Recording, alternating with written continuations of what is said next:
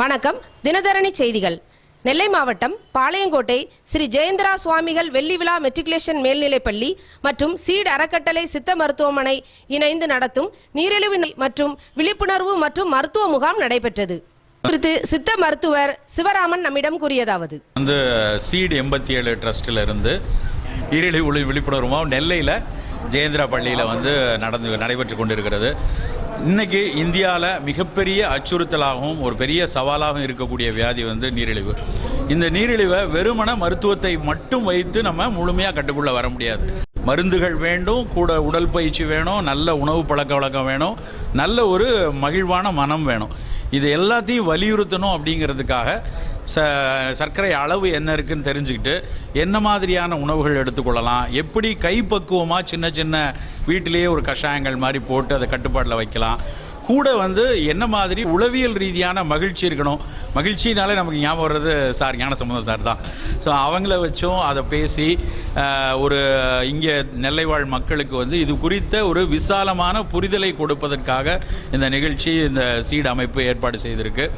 எந்த ஒரு விழிப்புணர்வும் முதல்ல துவங்குற புள்ளி அது பற்றின ஒரு விசாலமான புரிதல் தான். அந்த புரிதல், அதுக்கப்புறம் விழிப்புணர்வு, அதுக்கப்புறம் ஒரு செயல்பாடு இருக்கும்.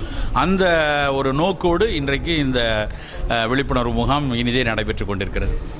இது குறித்து பேராசிரியர் ஞானசம்பந்தன் நம்மிடம் கூறியதாவது, பேராசிரியருக்கும் ஞானசம்பந்தன், டாக்டர் சிவராமன் அவர்கள் சொன்ன மாதிரி இன்றைக்கி இந்த சர்க்கரை நோய்ங்கிறது முன்னெல்லாம் என்ன சொல்லுவாங்க அப்படின்னா, ஒரு 60 வயசுக்காரங்க உட்காந்துருந்தாங்கன்னா அவங்களுக்கு இனிப்பு போடலாமா வேணாமான்னு கேட்பாங்க.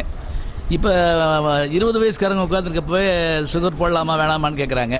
அப்போ இதை நம்ம எப்படி சொல்கிறதுன்னு தெரியல. அதோட பல வீட்டில் என்னென்னா ஆதார் கார்டிலே போட்டுருக்கு, எங்கள் வீட்டில் 7 பேருக்கு சுகர் இருக்குது அப்படின்னு சொல்லி போட்டுருவாங்கன்னு என்னமோ தெரியல. அதனால் இது வந்து நம்ம ஒரு கவலைப்பட வேண்டிய விஷயமாக இருந்தாலும் அதை வந்து நம்ம அதுக்காக மன உளைச்சல் ஏற்படுத்த வேண்டாம். டாக்டர் சொல்கிற மாதிரி பேசலாம், உணவு எடுத்துக்கலாம், கொஞ்சம் நடக்கலாம், இந்த மாதிரி சின்ன சின்ன விஷயங்கள் மூலமாக அதை சரி பண்ணலாங்கிறதுக்கு விழிப்புணர்வு ஏற்படுத்துறதுக்கு தான். நோய் வராதுன்னு இல்லை, வரும், வந்தால் எப்படி சமாளிச்சுக்கிறணும், அதுதான் முக்கியமான ஒன்று. இலக்கம் உடம்பு இடும்பைக்கு என்று கலக்கத்தை கையாற கொள்ளாதான் மேல் அப்படின்னு ஒரு திருக்குறள் இருக்குது. இதெல்லாம் சிலபஸில் இருக்காது, அதனால் சொல்கிறேன் நான். எதுக்காகனா இதில் என்னென்னா, உடம்பு வந்து இப்போ ஊறுகாய் ஜாடியில் ஊறுகாய் போடுற மாதிரி உடம்பு வந்து கவலை போட்டு வைக்கக்கூடிய ஒரு பாத்திரம்ங்கிறான் திருவள்ளுவர் சொல்கிறாரு.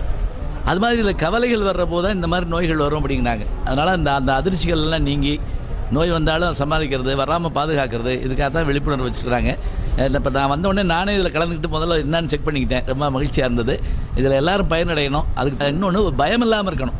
இப்போ டாக்டரை பார்த்தா பயப்படுவோம், இப்போ அப்படி இல்லை. இப்போ சிவராமன் சாரை பார்த்தோன்னே சந்தோஷமாக இருக்குது நமக்கெல்லாம். அவர் என்ன சொல்கிறாருன்னு கேட்போம், எழுதுறாரு, அருமையாக இருக்குது அப்படின்னு சொல்கிறார். அதனால் நல்ல விழிப்புணர்வு முகாம் எல்லோரும் பயன்பெற வேண்டும்னு கேட்டுக்கொள்கிறேன்.